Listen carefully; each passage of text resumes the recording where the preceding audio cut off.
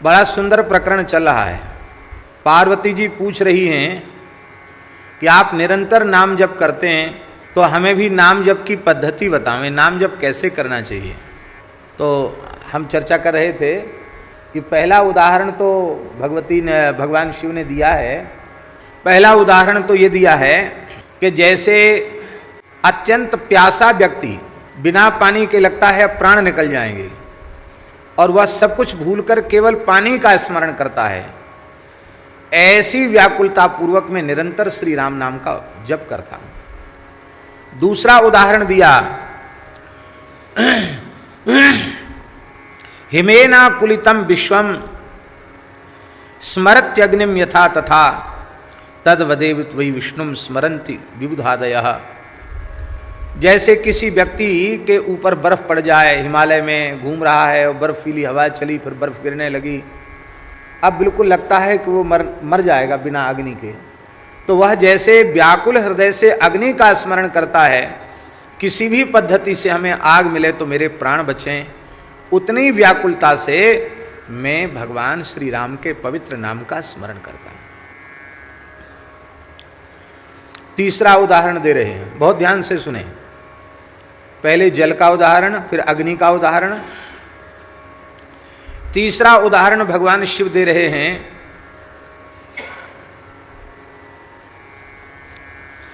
पतिव्रता यथा नारी पतिम स्मरति नित्यसः तथा स्मरन्ति लोकेशम विष्णुम विश्वेश्वरेश्वरम। पतिव्रता नारी घर का काम धंधा करती रहती है, माला लेकर पति पति पति पति नहीं जपती है, लेकिन उसे निरंतर पति की स्मृति बनी रहती है पतिव्रता नारी को। जैसे किसी सती साध्वी पतिप्राणा पतिव्रता नारी को निरंतर अपने कांत का, अपने पति का स्मरण बना रहता है, ऐसे ही हे देवी पार्वती, मैं पतिव्रता नारी की तरह निरंतर श्री रघुनाथ जी की याद करता रहता हूं। अर्थात इसी पद्धति से भगवान की याद करना चाहिए।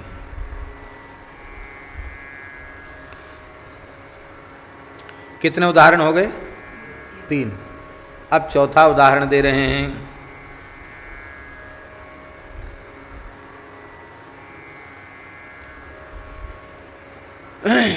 भय से व्यथित व्यक्ति,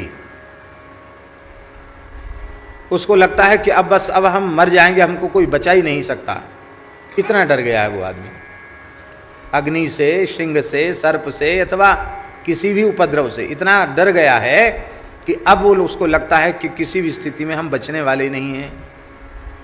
तो वैसा व्यक्ति जो आसन्न मृत्यु वाला है, जिसे मृत्यु सामने दिखाई पड़ रही है, वह व्यक्ति भयभीत होकर के कोई आश्रय खोजता है कि अब मुझे बचाएगा कौन, किसी शरण का आश्रय लेता है। शरण शब्द के 2 अर्थ हैं, एक अर्थ है घर और एक अर्थ है रक्षक। घर में व्यक्ति चला गया तो सुरक्षित हो गया। भगवान ही सब जीवों के घर हैं और भगवान ही सब जीवों के रक्षक हैं। सब जीव भगवान से ही चले हैं, उसी घर से चले हैं, फिर भटक गए 84 के चक्र में, भटक ही रहे हैं। ये तब तक भय से मुक्त नहीं होंगे जब तक जिस घर से चले हैं उस घर तक जब तक पुनः न पहुंच जाएं। जिन चरणों से दूर हुए हैं उन चरणों तक जब तक नहीं पहुंचेंगे तब तक इनके भय की निवृत्ति नहीं होगी। भगवान के चरण कमल ही हम लोगों का घर है, भगवान की शरणागति ही हम लोगों का परमाश्रय है। तो जैसे भयार्थ व्यक्ति शरण का चिंतन करता है, ऐसे ही मैं निरंतर श्री रघुनाथ जी के नाम का स्मरण करता हूं। अर्थलोभी यथा धनम, धन का लोभी व्यक्ति सपने भी धन के ही देखता है, दिन रात धन का चिंतन करता है। ऐसे ही मैं निरंतर लोभी की तरह श्री राम नाम का चिंतन करता हूं, श्री राम जी का स्मरण करता हूं। और उदाहरण दे रहे हैं, किसी व्यक्ति को पुत्र की कामना है और पुत्र नहीं हुआ, बहुत व्याकुल है, किसी भी कीमत पर पुत्र हो जाए, चाहे कोई डॉक्टर चाहे जितना पैसा ले ले, वैद्य ले ले, कोई पूजा पत्री वाला, पंडिताई वाला, कितना भी कुछ ले ले, हमको एक बेटा हो जाए, कैसे भी हो जाए। उसको केवल बेटा की धुन सवार रहती है, वो अपने पुत्र का स्मरण करता है, पुत्र की कामना वाला कि मुझे पुत्र हो। ऐसे ही व्याकुल हृदय से मैं श्री राम जी का स्मरण करता हूं। भगवती पार्वती जी ने कहा कि आपने यह बता दिया कि अत्यंत व्याकुल हृदय से भगवान का स्मरण करना चाहिए, पर हमारी प्रार्थना है कि ये व्याकुलता तो तब बढ़ेगी जब भगवान के चरणों में भक्ति होगी, निष्काम भक्ति होगी, प्रेम होगा। तो आप कृपा करके यह बतलावें कि भगवान के चरणों में जीव की भक्ति होती कैसे है। ऐसी भक्ति आपने इतने अनुराग पूर्वक भगवान का स्मरण करने का विधान जो बताया, तो इस प्रकार का अनुराग भगवान में कैसे जगे, इस पद्धति से हम स्मरण कैसे करें, ऐसी भक्ति हमारे भीतर कैसे प्रकट हो। क्या बढ़िया प्रकरण है। पराम्बा भगवती कितने सुंदर सुंदर प्रश्न कर रही हैं और कैसे सुंदर सुंदर उत्तर भगवान प्रदान कर रहे हैं। वे कहती हैं, कह रहे हैं भगवान शिव कि सूर्यकांत मणि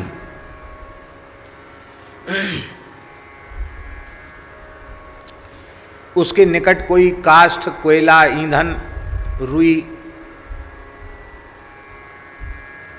उपस्थित हो जाए सूर्यकांत मणि के निकट, तो सूर्य की प्रभा से, कांति से युक्त होकर वह मणि की जो किरण है वो उस लकड़ी में, उस रुई में, उस काष्ठ में अग्नि को उत्पन्न कर देती है।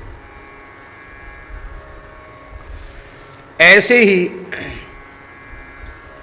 भगवान तो सूर्य के समान हैं और उनके उपासक निष्काम जो संत हैं, भक्त हैं, महापुरुष हैं, साधु पुरुष हैं, वे सूर्यकांत मणि के समान हैं। बस इस मणि की सन्निधि में जीव ईंधन के जैसा बनकर पहुंच जाए, तो जैसे सूर्यकांत मणि के संयोग से काष्ठ में, तृण में, रुई में अग्नि उत्पन्न हो जाती है, ऐसे ही साधु पुरुषों की चरण सन्निधि मात्र से जीव में भक्ति का उदय हो जाता है। लेकिन एक बात है कि सूर्यकांत मणि की किरण पड़ रही है और इधर रुई, सूखा ईंधन, लकड़ी, कोयला कुछ भी रखा है और बीच में आवरण है, लोहे का आवरण है या ईंटा पत्थर का आवरण है, और उस आवरण पर पड़ रही है किरण, सीधे उस सूखे ईंधन पर किरण नहीं पड़ रही है, तो क्या सूर्यकांत मणि उसे प्रज्वलित कर पाएगी? ध्यान में ही बात, नहीं प्रज्वलित कर पाएगी। ठीक इसी प्रकार से जो लोग निश्चल निष्कपट भाव से साधु पुरुषों का सेवन करते हैं, उनमें निश्चित भक्ति प्रकट हो जाती है, और जो कपट का आवरण, छल का आवरण ऊपर चढ़ा करके साधु संग, गुरु संग करते हैं, वो चाहे जैसे महापुरुष की सन्निधि में जीवन पर्यंत रह जाएं, उनको भक्ति प्राप्त नहीं होती है। इसलिए निश्चल निष्कपट भाव से संत सद्गुरु का संग करो, तो निश्चित आपको इसी जन्म में भक्ति प्राप्त हो जाएगी। सूर्यकांते रवेर योगात् बह्निस्तत्र प्रजायते, एवं वै साधु संयोगाद् हरि भक्ति प्रजायते। शीतरश्मे यथा कांतश्चंद्र योगादश्रेत दपश्रेत, एवं वैष्णव संयोगान मुक्ति भवति शाश्वती।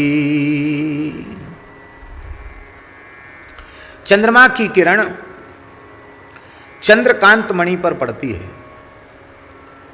और वो चंद्रकांत मणि उसमें से पानी टपकने लग जाता है। मणि में पानी नहीं है, पर चंद्रमा की किरण पड़ने से उसमें पानी टपकने लग जाता है। ऐसे ही वैष्णव तो चंद्रमा के समान हैं, भगवान तो चंद्रमा के समान हैं, और वैष्णव संत गुरुजन वो चंद्रकांत मणि के समान हैं। जैसे ही वो परमात्मा का नाम रूप लीला का आह्लाद रूपी किरण, शीतल किरण उनमें पड़ती है, तो अश्रु कंप पुलक आदि प्रेम के भाव सहज उनमें दिखाई देने लग जाते हैं। और ऐसे प्रेमी अनुरागी संतों का संग करने वाले संसार के चक्र से सहज ही मुक्त हो जाते हैं।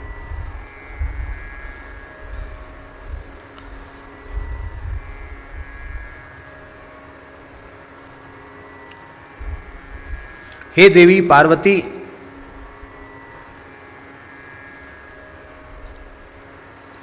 अनन्य भाव से श्री रघुनाथ जी का आश्रय लेना चाहिए। कोई व्यक्ति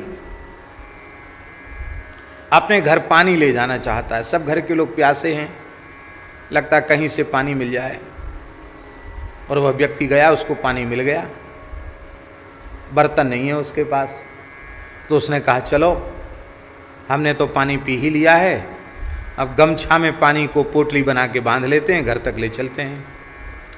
तो क्या कपड़े की पोटली में पानी भर के ले जाने वाला व्यक्ति घर के लोगों को जल पिलाकर उनकी प्यास बुझाने में समर्थ हो सकता है क्या? बोलिए, वो कभी भी नहीं हो सकता।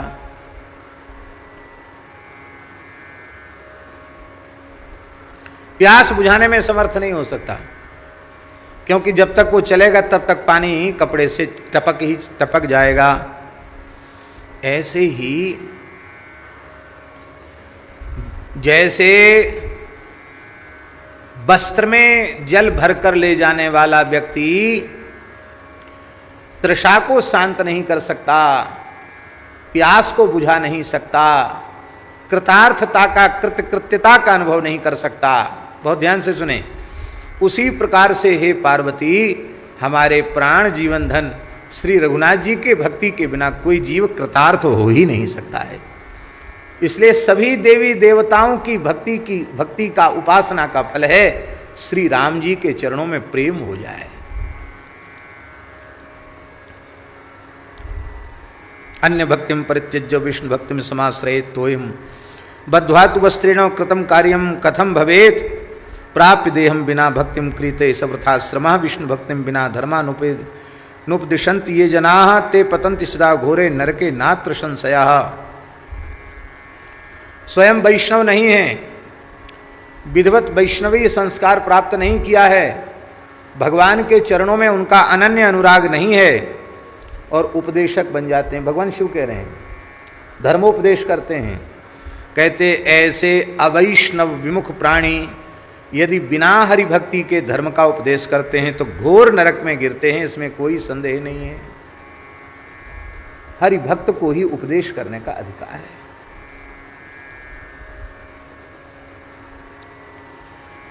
भगवती पार्वती जी ने प्रश्न किया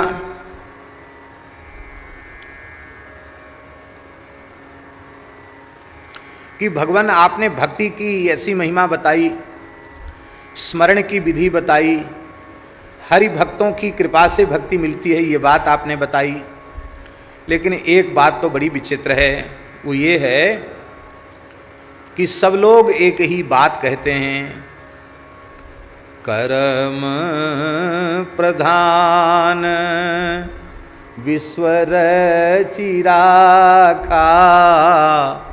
जो जसि करे सो तस फल चाखा को न काऊ सुख दुख कर दाता निज कृत कर्म भोग सब भ्राता।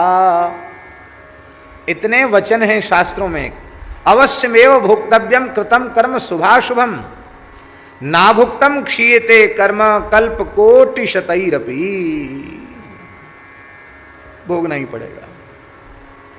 तो महाराज जब सारा जीव जगत कर्माधीन ही है तब तो ये है कि भाई वो स्वतंत्र तो है ही नहीं, कर्माधीन है, उसको कर्माधीन होकर सुख दुख आदि भोगना पड़ेंगे। और मान लो कोई ऐसे कर्म उसके ऊटपटांग हैं, बहुत ध्यान से सुने, ऐसे उसके ऊटपटांग कर्म हैं पूर्व जन्मों के, कि जिन कर्मों के कारण वह भगवत प्राप्ति के पथ में चल ही नहीं पा रहा है, उसके दुष्ट दूषित संस्कार बार बार विक्षेप उत्पन्न कर देते हैं। और ये समस्या है, साधकों की समस्या है। मैं बहुत विनम्रता पूर्वक प्रार्थना कर रहा हूं, साधन में प्रवृत्ति होना और साधन में रुचि जगना ये सामान्य बात नहीं है। दोनों बातें अत्यंत अत्यंत दुर्लभ हैं।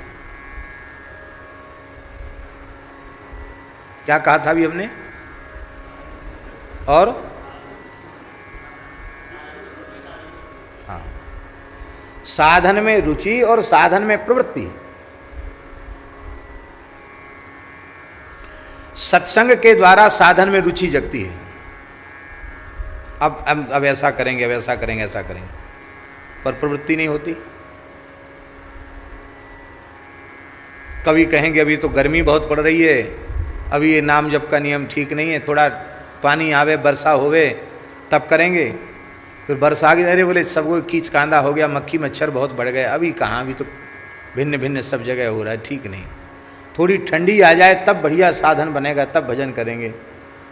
अरे बोले तो रजाई छोड़ने का मन ही नहीं करता है, 8-9 बजे बढ़िया धूप ऊपर से आ जाए और रजाई थोड़ी धूप से गर्म होवे तब धीरे धीरे उठें, और उठते ही जैसे राम नाम ते ही सुमिरन कीना, ऐसे उठते ही चाय कॉफ़ी की आवाज़ लगावें।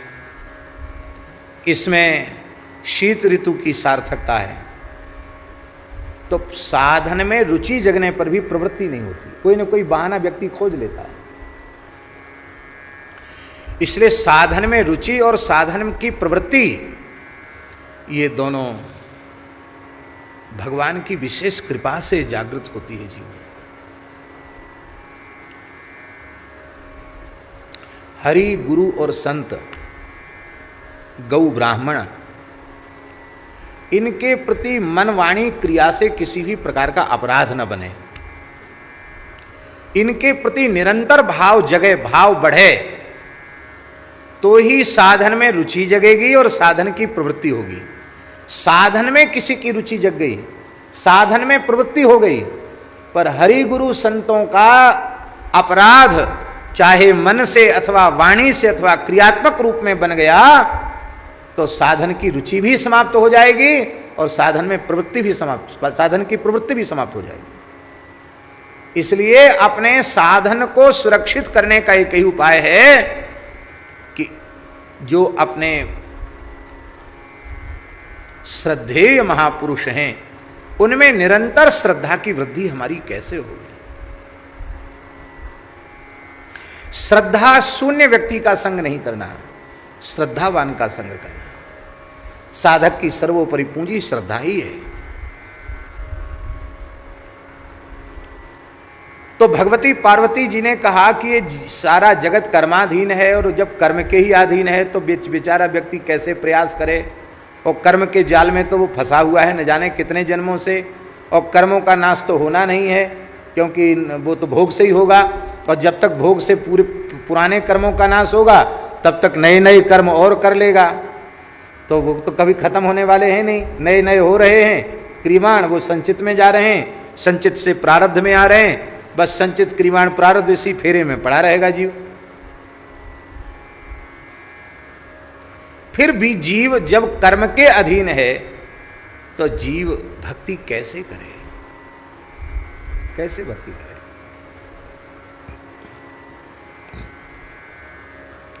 बड़ा बढ़िया प्रश्न भगवती ने किया है और बहुत सुंदर उत्तर भगवान शिव ने दिया है। इतना बढ़िया उत्तर दिया है, श्लोक लिखने योग्य है, इतना बढ़िया श्लोक।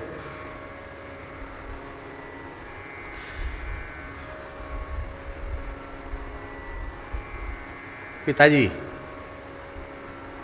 भगवान शंकर कह रहे हैं कि कर्माधीनम जगत सर्वम अवश्य में भोक्तव्यम कृतम कर्म शुभाशुभम, ये सामान्य व्यवस्था है। जो भगवत शरणागत हो गए उनके लिए यह व्यवस्था नहीं है।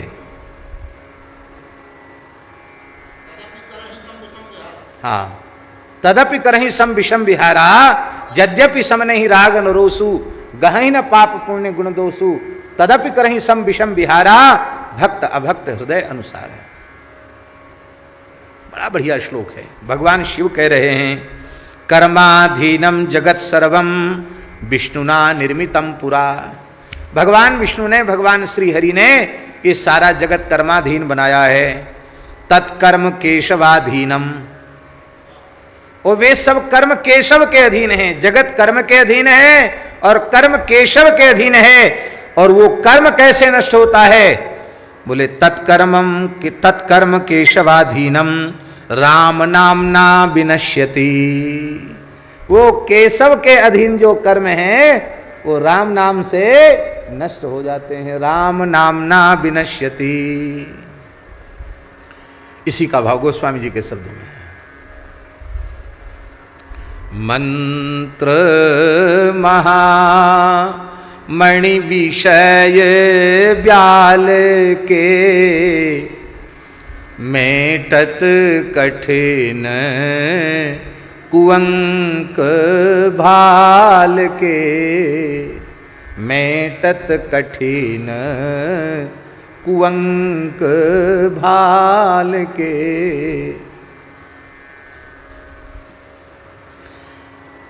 हरि गुरु संतों की कृपा से कर्म नष्ट हो जाता है।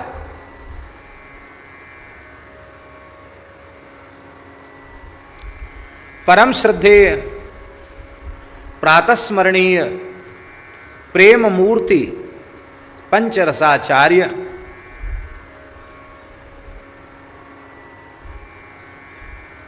अनंत श्री समलंकृत श्रीमत् स्वामी रामहर्षण दास जी महाराज, भारतवर्ष की संत परंपरा के एक मूर्धन्य महापुरुष, जिनका दर्शन करने से लगता था कि हम प्रेम मूर्ति भरत जी का दर्शन कर रहे हैं।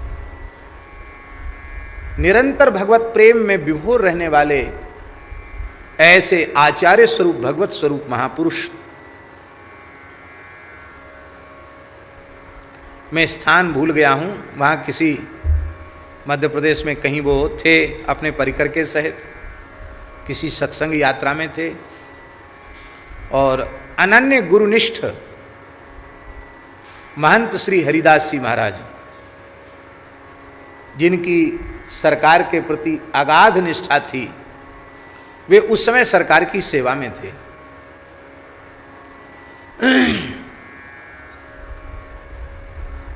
तो उनको सपना हुआ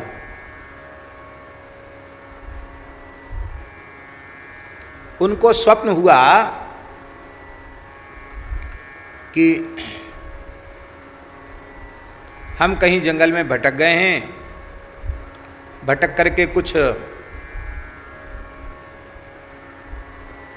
बसोरों का जैसा मोहल्ला है वहां पहुंच गए हैं और उन लोगों ने देखते ही बड़े बड़े बांस लेकर पीटना शुरू किया। अब उन्होंने बचाने के लिए अपने आप को ऐसे ऐसे हाथ किए, सिर बचाने के लिए, तो बांस यहाँ पड़े, लाठी यहाँ पड़े, वहाँ पड़े, पीठ पर पड़े।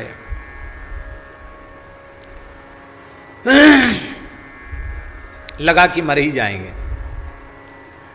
अब ये लोग छोड़ेंगे नहीं, क्योंकि ये बहुत बड़ी संख्या में ये मार ही डालेंगे, सपने की बात है। उन्होंने आर्त भाव से सरकार का स्मरण किया, हे गुरुदेव बचाओ, आज हमारे प्राण चले जाएंगे। तो तुरंत उनकी निद्रा भंग हो गई, और निद्रा भंग हो गई तो स्वप्न चला गया। अब वो सरकार के उठने से पहले वो उठते थे, स्नान करते थे, क्योंकि स्नान करके ही गुरुजनों की सेवा करनी चाहिए। जब मोते अधिक गुरु जी जानी, तो आप क्या भगवान की सेवा पूजा बिना स्नान ध्यान के करते हो? स्नान करके करते हो। तो स्नान करके तिलक स्वरूप करके सेवा में पहुंचना चाहिए, विधि तो यही है।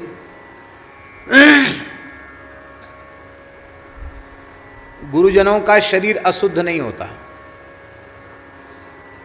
उनके स्नान आदि के छींट भी शरीर पर पड़ जाएं तो सारे धरती के तीर्थों में स्नान का पुण्य प्राप्त हो जाता है। शास्त्रों में ऐसा लिखा हुआ है। ऐसा नहीं कि हम स्नान करके तिलक करके हैं और गुरुजी तो अभी डोलाल होके आए हैं बिना नहाए हैं, नहीं, ऐसा नहीं, भाव की बात है।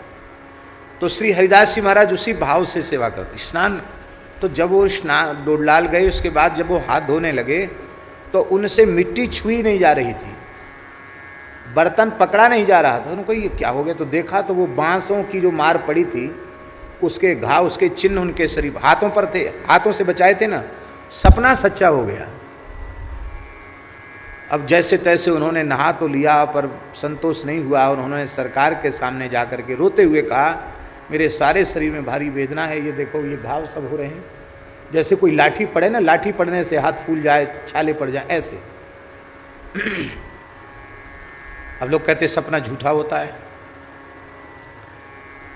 तब पूज्य सरकार ने कहा कि हरिदास जी, प्रत्यक्ष में ऐसे कर्म का भोग होना था और वो अत्यंत दुर्निवार था, उसको भोगना ही पड़ता। सो ठाकुर जी ने कृपा करके उसका भोग स्वप्न में करा दिया। अब ना तो धरती पर ऐसी पीड़ा तुम्हें सहनी पड़ेगी, ना ही अब यमदूतों के डंडे खाने पड़ेंगे, अब तुम मुक्त हो गए। इसको कहते हैं भगवान के स्मरण से कर्म का नाश। राम नामना विनश्यति, इसलिए जगत कर्माधीन है और वह कर्म केशव के अधीन है, और वो कर्म राशि राम नाम जपने वाले की जलकर भस्म हो जाती है। इसलिए भगवत शरणागत होकर भजन करना चाहिए।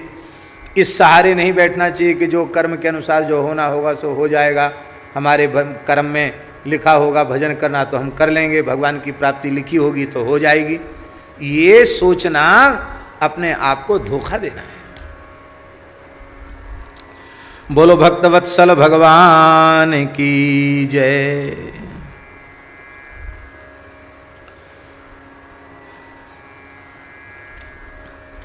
इस प्रकार से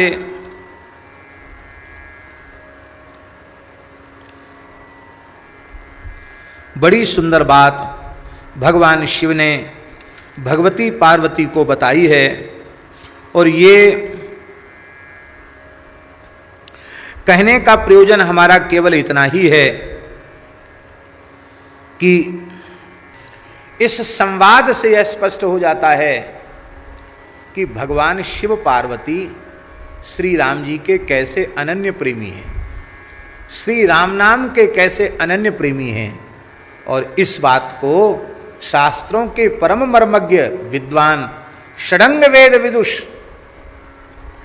साक्षात महर्षि वाल्मीकि के ही अवतार गोस्वामी तुलसीदास जी जानते हैं। इसलिए वे भगवान शिव से भी राम चरणों में अनुराग मांग रहे हैं और भगवती पराम्बा भवानी से भी कभी चातक्य जैसा प्रेम मांग रहे हैं तो कभी इस प्रकार से वो प्रेम मांग रहे हैं। बोलो भक्तवत्सल भगवान की जय। कहते हैं कि पार्वती जी ने शंकर जी को प्रणाम किया और तब से वे निरंतर राम नाम का जप करने लग गई। ये राम रामेति रामेति रमे रामे मनोरमे सहस्रनाम तत्तुल्यम राम नाम वरानने, ये पद्म पुराण का ही श्लोक है। ये 254वें अध्याय का 20वां श्लोक है। और यहाँ एक विशेष बात और भगवान शिव कह रहे हैं। वे कहते हैं पार्वती जी, मेरा राम नाम में इतना अनुराग है कि जिन संज्ञाओं में, जिन शब्दों में रा अक्षर आदि में आ जाता है, उन संज्ञाओं को सुनकर मुझे प्रसन्नता हो जाती है। रा जिस शब्द के आगे आ गया उस शब्द को सुनकर मैं प्रसन्न हो जाता हूं। महाराज क्यों प्रसन्न हो जाते हैं? कहते रकारादीनि नामानि शृण्वतो मम पार्वती मनः प्रसन्नताम याति राम नामाभिशंकया। राम नाम की अभिशंका से मेरा मन प्रसन्न हो जाता है। तो राम नाम कोई उच्चारण करे तो मेरा मन कितना प्रसन्न हो जाएगा। इसलिए हे भगवती, मैं निरंतर श्री राम नाम का जप करता हूं। तो इस प्रकार से ये भगवती परम श्री राम प्रेम की प्रदात्री हैं, ऐसा भाव गोस्वामी जी के मन में है। इसलिए वे भगवती के चरणों में यही प्रार्थना करते हैं